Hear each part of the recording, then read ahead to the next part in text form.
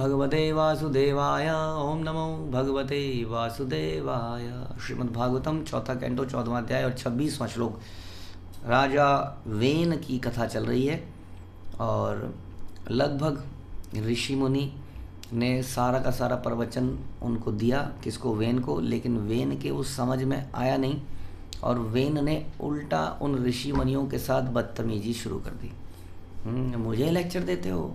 कौन सा भगवान? मैं ही तो हूँ भगवान, एक राजा ही तो भगवान होता है, तुम मूर्ख हो।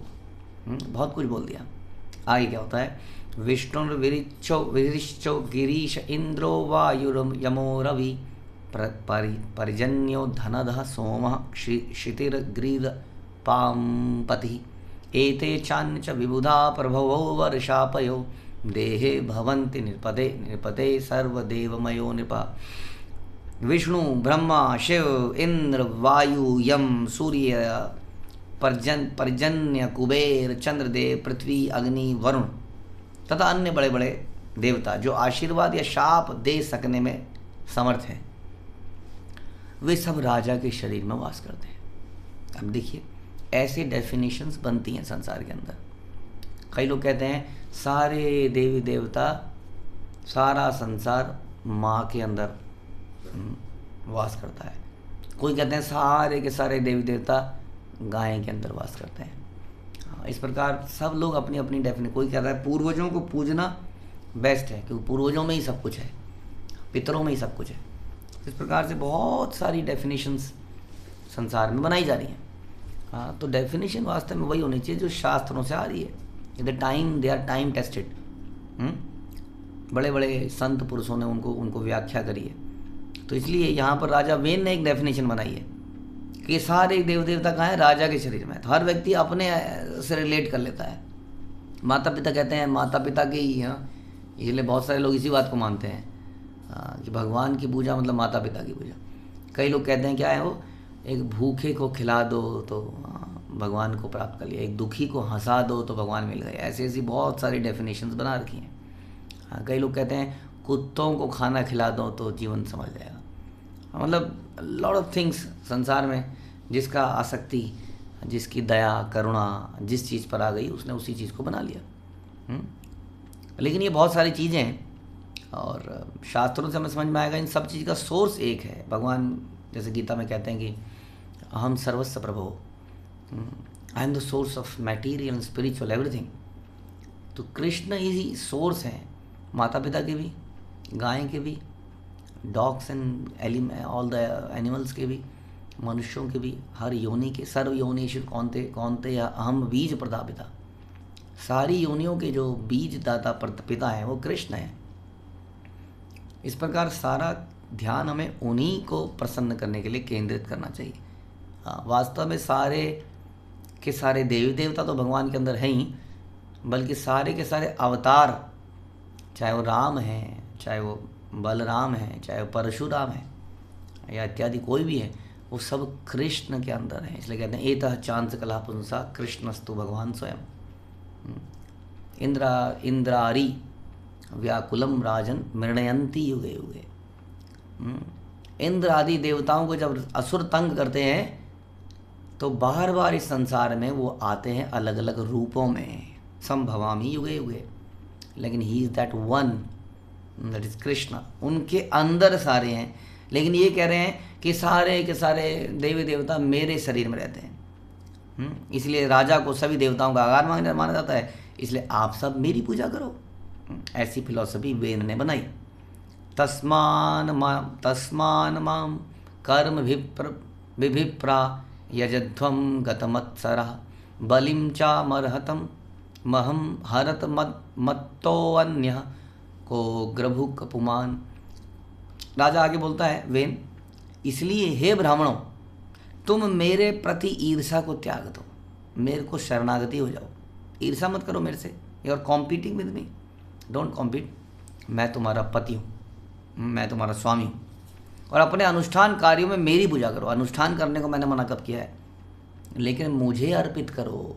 हाँ, यज्ञ में अर्पित करते हैं ना, वो कह रहे मुझे अर्पित करो ना सारी चीज़ें, मुझे टैक्स दो, मुझे गिफ्ट दो और मेरी पूजा करो। मद्याजी माम नमस्कुरु। और समस्त पूजा सामग्री मुझ पर ही चढ़ाओ। यदि तुम लोग तनिक भी बुद्धिमान होगे तो समझ सकोगे कि मुझसे श्रेष्ठ ऐसा कोई पुरुष नहीं जो समस्त यज्ञों की प्रथम आहुतियों को ग्रहण करे। कई लोग ऐसा बोलते हैं संसार में, हाँ ऐसा बोलते हैं कि इसीलिए कई लोग अपने गॉड फादर बनाते हैं बड़े बड़े। कोई पॉलिटिकल लीडर है, आदमी सोचते हैं कि भगवान को चढ़ा के क्या मिलेगा, इस पॉलिटिकल लीडर को चढ़ाना शुरू करता हूँ, बहुत फ़ायदा हो जाएगा, कोई कॉन्ट्रैक्ट दिला देगा, कोई टेंडर पास करवा देगा। हाँ, और वो भूल जाते हैं कि कुछ साल बाद वो व्यक्ति पॉलिटिक्स में नहीं रहेगा। हाँ, नहीं तो वो व्यक्ति संसार से चला जाएगा। हम ऐसे व्यक्ति को अपने जीवन का आधार बनाते हैं जिसका आधार ही नहीं है। और वास्तव में किसी भी व्यक्ति का आधार नहीं है संसार के अंदर। आप किसी के ऊपर भी डिपेंड नहीं कर सकते। कई बार लोग कहते हैं मैं भक्ति में आपके चक्कर में आया था, अब आप नहीं रहे तो मैं कैसे रहूँगा। ऐसा नहीं है। हम सब लोग आए तो भगवान के को आधार बनाकर आए। हमारी मदद कई सारे लोग कर रहे हैं, लेकिन आधार तो कृष्ण ही है। और कौन आधार हो सकता है भला। लेकिन ये कह रहे हैं कि मैं आधार हूँ, इन सब चीज़ों का मैं आधार हूँ, इसलिए तुम मेरी पूजा करो। और संसार में हम लोग भी, जैसा हमने बोला कि बहुत बड़े पॉलिटिकल पावर को, बहुत रईस आदमी को कहते हैं इसको खुश करके रखो, और भूल जाते हैं कि उसका जीवन भी उस भगवान के हाथ में। 1 सेकंड में वो आदमी समाप्त हो सकता है। नोबडी नोज कब उसकी जीवन का आखिरी समय हो।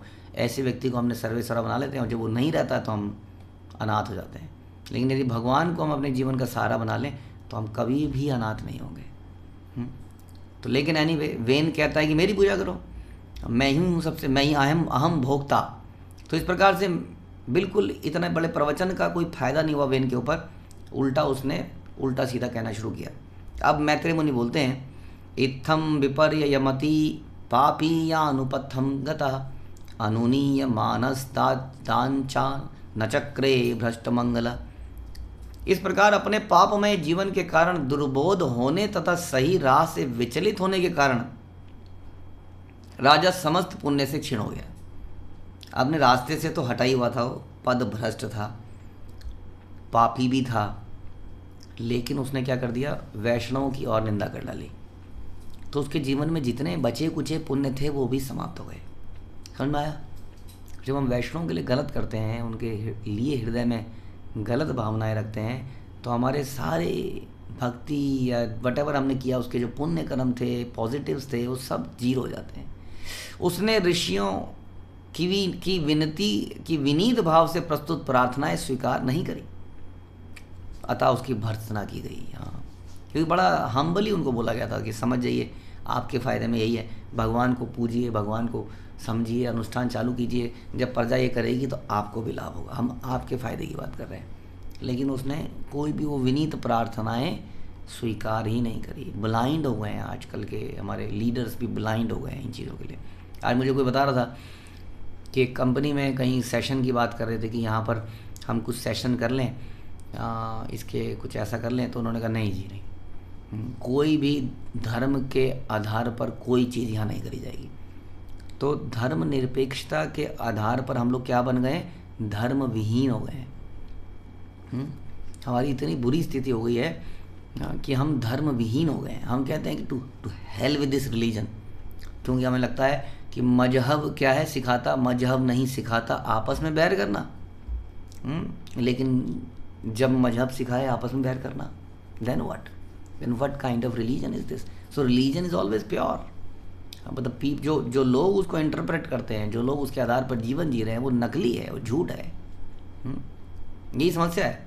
क्योंकि हम रिलीजन को, धर्म निरपेक्षता का अर्थ होना चाहिए कि राजा हर तरह के, जैसी जिसकी श्रद्धा है, कुछ लोग देवी देवताओं पर विश्वास करते हैं, कुछ लोग भगवान पर विश्वास करते हैं, कोई राम के भक्त हो सकते हैं, कोई कृष्ण के भक्त हो सकते हैं, सबको इस रास्ते पर आगे बढ़ाए और धीरे धीरे उनको नॉलेज से, ज्ञान से अपलिफ्ट कराए कि उन्हें समझ में आए कि रियल भगवान कौन है, जीवन का पर्पस क्या है। कम से कम लगाए तो सही इन रास्तों पर। लेकिन हमने कहा नहीं, धर्म निरपेक्ष है, इसलिए हम करेंगे नहीं धर्म के आधार की कोई चीज़। तो ऐसा कोई सेशन नहीं कर सकते आज की डेट में आप कंपनियों, कई कंपनियों में कहते हैं ये तो धार्मिक हो गया और हम अधार्मिक हैं। अब हम अधार्मिक हैं तो धार्मिक चीज़ कैसे कर सकते। तो इस प्रकार से ऐसा ही राजा वेन बन गया था। लेकिन जब उसने इस प्रकार की चीज़ें करी तो उसका सारा पुण्य खत्म हो गया और उसने उनकी प्रार्थनाओं को छोड़ दिया, इग्नोर कर दिया, उसकी भर्त्सना करी गई। फिर क्या हुआ? इति ते सत्कृतास्तेन द्विजा पंडितमानिनां भग्नायां भव्ययांछायां तस्मै विदुर चक्रुधु।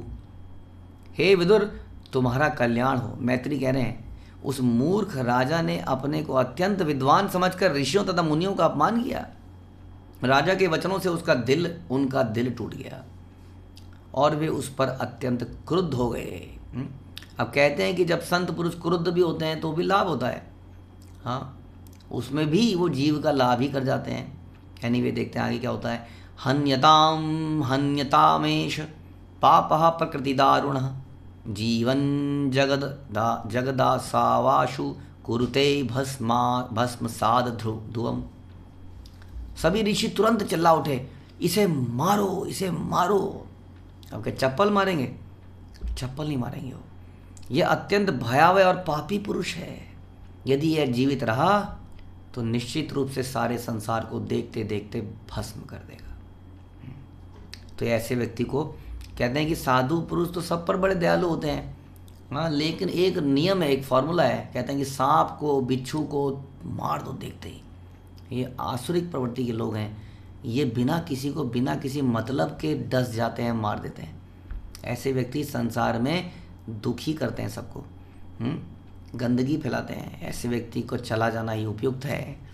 तो उसको मार देना चाहिए। हाँ, और इसी कारण से हमने देखा था कि परशुराम ने भी इतने क्षत्रियों को मार दिया था, क्योंकि वो भी राजा वेन कितने अपना धर्म को नहीं निभा रहे थे। हाँ, जो कि धर्म निरपेक्षता के नाम पर धर्म को ही समाप्त कर रहे थे। तो उन्होंने डिसाइड किया। तो उस ज़माने के ब्राह्मण कमज़ोर ब्राह्मण नहीं, ऐसे पुरोहित नहीं थे जो भाड़े पर कुछ मंत्रों का उच्चारण करते हों, इसलिए हमेशा भयभीत रहते हों यजमान से। हाँ, कि यजमान पैसा काट लेगा, मंथली सैलरी काटेगा। जो ब्राह्मण सैलरी पे हो वो ब्राह्मण कैसा? Brahmin is not allowed to job. वो जॉब नहीं कर सकता है, he has to be independent. Brahmin को उपहार दिए जाते हैं, वो मांगता नहीं है कभी भी। वो हाँ, कभी नहीं मांगता है। वो धर्म का कार्य करता है, जो उसको मिल जाता है उसी में संतुष्ट रहता है। हाँ, कभी उसको कुछ भी नहीं मिलता है। कभी उसको पूरा राज्य दे देते लोग, जैसे दशरथ जी ने अपना राज्य दे दिया, सारा राज्य आप ही ले लो, राम मिल गए मुझे तो they were like that and they are very powerful, क्योंकि वो सेल्फलेस लोग होते थे और किसी से भयभीत नहीं होते कि सैलरी कट जाएगी, ये उठ जाएगा, ये हो जाएगा। हाँ, सो दे डिसाइडेड कि अब वेन को मार ही देना चाहिए। हाँ, अब मारने के लिए कौन सी तलवार लाएंगे या कौन सा अस्त्र लाएंगे, कौन सा शस्त्र लाएंगे, क्या वेन बदले में कुछ तलवार उठाएगा या ब्रह्मास्त्र छोड़ेगा, ये युद्ध कितने दिन चलेगा, ये हम अगले प्रवचन में सुनेंगे। हरे कृष्णा। श्रील प्रभुपाद की जय। ग्रंथराज श्रीमद् भागवतम की जय।